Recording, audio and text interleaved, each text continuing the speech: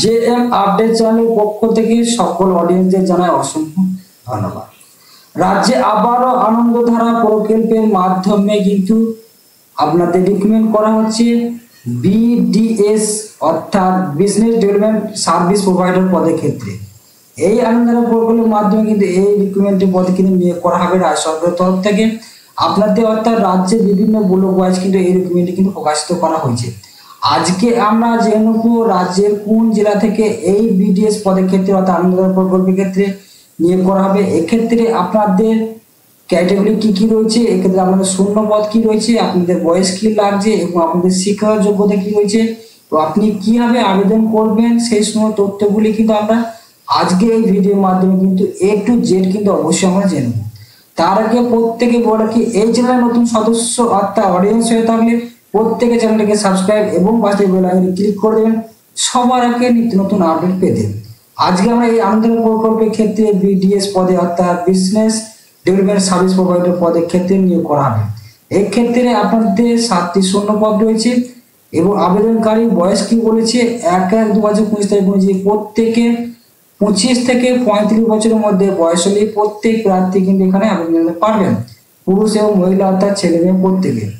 আপনাদের ন্যূনতম শিক্ষা যোগ্যতা কি চাওয়া হয়েছে, এই ক্ষেত্রে আপনাদের স্নাতক অর্জন করতে হবে অর্থাৎ আপনাদের বিএ পাস যোগ্যতা অর্জন করতে হবে। সেক্ষেত্রে আপনাদের পাশাপাশি রয়েছে বেসিক কম্পিউটার এবং স্মার্টফোন অর্থাৎ মোবাইল চালানোর কিন্তু অভিজ্ঞতা থাকতে হবে এবং সার্টিফিকেট থাকতে হবে, সেটা কিন্তু এখানে জানিয়েছে। এছাড়া আপনাদের বাংলা ভাষায় কিন্তু যোগাযোগের দক্ষতা অবশ্যই থাকতে হবে, তবে কিন্তু এখানে আবেদন জানাতে পারবেন। এবং প্রত্যেক প্রার্থীদের কিন্তু মাথাভাঙা ব্লকে কিন্তু বাসিন্দা হতে হবে, তবে কিন্তু এখানে আবেদন জানাতে পারবেন। সেখানে শিকারপুর, গোপালপুর, রাজারহাট 2, কুসমারি, নারায়ণহাট, কেদারহাট, জোরপটিক এবং পচাগড় এবং বৈরগীর হাট এইখানে স্থানের বাসিন্দা হলে প্রত্যেক প্রার্থী কিন্তু আবেদন জানাতে পারবেন। এটি সম্পূর্ণরূপে গ্রাম পঞ্চায়েত ভিত্তিকেও কিন্তু নিয়োগ করা হবে ওএসএফ প্রজেক্টের মাধ্যমে বিডিএস অর্থাৎ আপনাদের বিজনেস ডেভেলপমেন্ট প্রোভাইডার পদে কিন্তু নিয়োগ করা হবে আনন্দধারা প্রকল্পের মাধ্যমে। এছাড়া আপনি যদি স্বনির্ভর গোষ্ঠী দলের সাথে যুক্ত হন তাও কিন্তু এখানে অভিজ্ঞতা অনুযায়ী কিন্তু সবার আগে রাজ্য পাবেন, সেটা কিন্তু এখানে জানিয়ে দিয়েছে।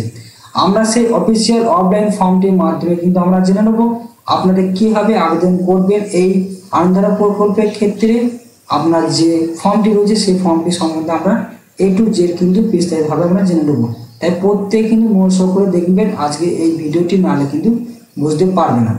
এই যে অফলাইন ফর্মটি প্রত্যেকে দেখতে পাচ্ছেন, এই অফলাইন ফর্মটি আপনাদের প্রত্যেকে কিন্তু A4 সাইজে প্রিন্টার করতে হবে। প্রিন্টার করে নেওয়ার পর প্রত্যেকে কিন্তু সুন্দরভাবে প্রত্যেকে ফিল আপ করতে হবে। এখানে দেওয়া হচ্ছে application form for development of business development service provider অর্থাৎ বিডিএস পদের ক্ষেত্রে কিন্তু নিয়োগ করা হবে আপনাদের মাথাভাঙা ব্লকে। এখানে প্রত্যেকে পাসপোর্ট সাইজের ফটো যুক্ত করবেন এবং টু দ্য ভিডিও এবং BMD সেটা কিন্তু এখানে দিয়েছে। আপনাদের যেখানে পোস্টের মাধ্যমে পাঠাবে বা সরাসরি ড্রপ বক্সে কেউ জমা করতে পারবেন প্রত্যেক প্রার্থী। এই বিডিএস পদের ক্ষেত্রে আপনাদের প্রত্যেকে কন্ট্যাক্ট নাম্বার, আধার নাম্বার, অবশ্যই বৈধ মেল আইডি এবং প্যান নাম্বার অবশ্যই দিতে হবে। এখানে দেওয়া আছে আপনার নেমটা অবশ্যই ব্লু লেটার জানিয়েছে অর্থাৎ বড় হাতে অবশ্যই দিবেন ইংলিশে। এখানে বাবার নাম অর্থাৎ ফাদার্স নাম এরকম অবশ্যই দিবেন। এখানে পার্মানেন্ট অ্যাড্রেস, এখানে আপনার ভিলেজ কি রয়েছে, গ্রাম পঞ্চায়েত নাম কি রয়েছে, ডিস্ট্রিক্ট কি রয়েছে এবং আপনার পোস্ট অফিস কি রয়েছে, ব্লকের নাম এবং পিনকোড সেটা কিন্তু প্রত্যেকে সুন্দরভাবে কিন্তু প্রত্যেকে ফিল আপ করতে হবে।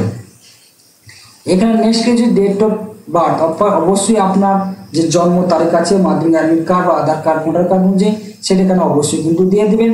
এবং আপনার এজ যেটা জানিয়েছে 1/1/2025 তারিখ অনুযায়ী আপনার যে বয়স রয়েছে সেই বয়সটি এখানে অবশ্যই কিন্তু উল্লেখ করে দেবেন। 25 থেকে 35 বছরের মধ্যে প্রত্যেক প্রার্থী কিন্তু বয়স থাকতে হবে। এখানে আপনার name of the SHG candidate যদি মেম্বার হয়ে থাকেন সেটা কিন্তু এখানে অবশ্যই দিবেন। এবং সেখানে NRLN পোর্টালের মাধ্যমে যে SHG যে করা হয় সেটা এখানে নাম্বারটা অবশ্যই আমাদের আইডি নাম্বারটা দিতে পারবেন। এখানে কোয়ালিফিকেশন সম্বন্ধে যে আপনার মাধ্যমিক পাস, উচ্চ মাধ্যমিক পাস, গ্রাজুয়েশন পাস সেই তথ্যগুলি বোর্ডের নাম দিবেন। এখানে পাসিং কত সালে পাস করেছেন, আপনার টোটাল কত মার্কশিট পেয়েছেন এবং পার্সেন্টেজ কী রয়েছে সেই গ্রেডগুলো কিন্তু প্রত্যেকে এখানে দিয়ে দেবেন ফুল মার্কস সেই অনুযায়ী। এখানে আপনার যেটা চাওয়া হচ্ছে কম্পিউটার এবং এক্সপিরিয়েন্স।